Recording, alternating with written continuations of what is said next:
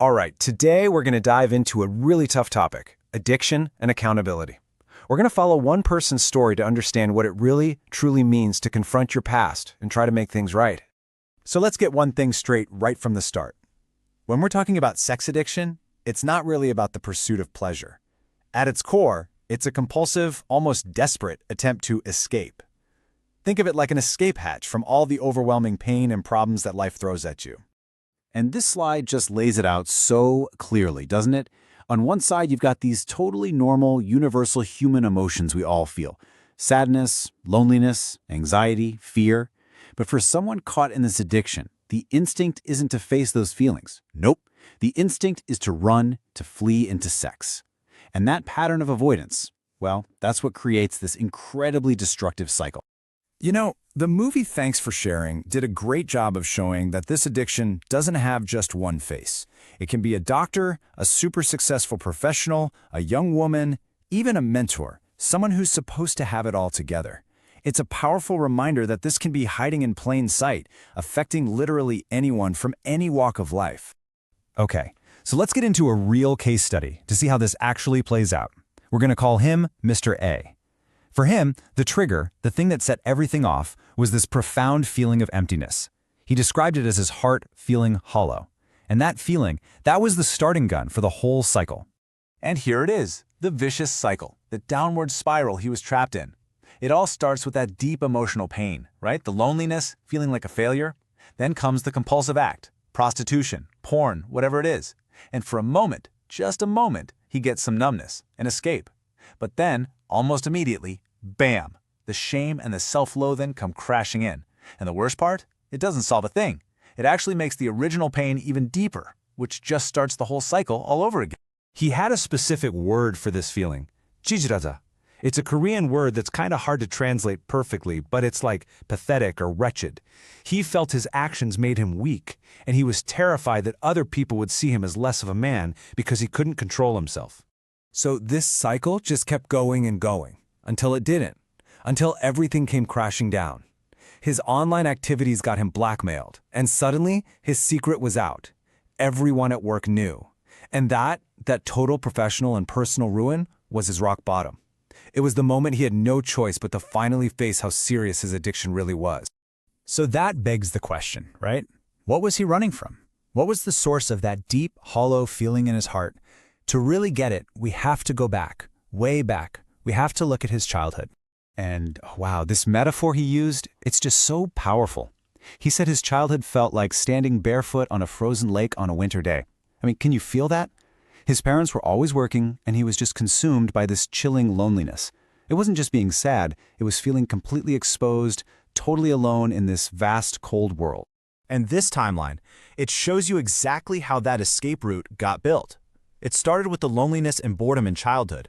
Then, as a teenager, he and his friends discovered sex, but not as intimacy, more like a toy to pass the time.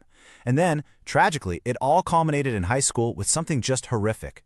He sexually assaulted his own sister, an awful act, and a secret he buried deep down for decades. So after hitting that rock bottom, Mr. A started going to Sex Addicts Anonymous, or SAA. You've probably heard of these 12-step programs. They provide this really structured path to recovery, and a huge part of it is that you have to stop running. You have to finally turn around and confront everything, your actions and what caused them, head on.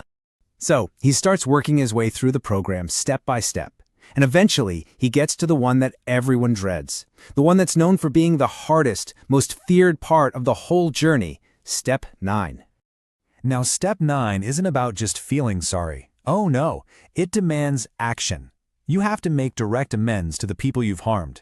That means going to them, face to face if possible, and telling them what you did. And crucially, it's not about doing it to make yourself feel better. It's for them. It's for the person you hurt. And for Mr. A, this step meant one thing. He had to confront the single darkest secret of his life. And he was paralyzed. For months, he was just frozen by fear. He was absolutely terrified that telling his sister the truth about what he did wouldn't just be hard. It would completely shatter his family, blow it to pieces. But he did it. He finally found the courage. He arranged to meet his sister face to face, and he didn't make a single excuse. He just told her. In detail, he took full 100% responsibility for what he'd done. And her reaction, I mean, you can imagine. It was so complex, so powerful. She just unleashed her rage, telling him she had literally wanted to kill him. But then, something amazing happened. In that same, impossibly difficult conversation, she also accepted his apology. She forgave him. And for Mr. A, it was like decades of shame just washed away.